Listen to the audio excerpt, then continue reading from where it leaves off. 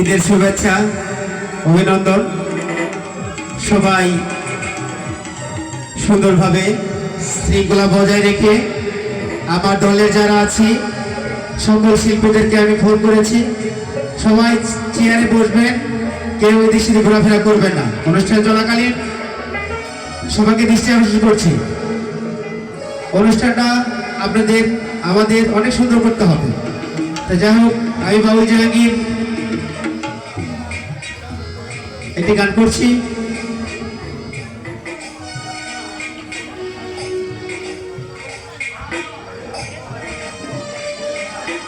আছেন আমার মুক্তা,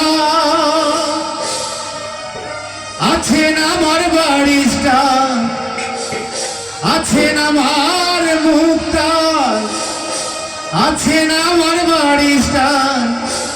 শেষ বিচারের হাইকোর্টেতে তিনি আমায় করবেন পার।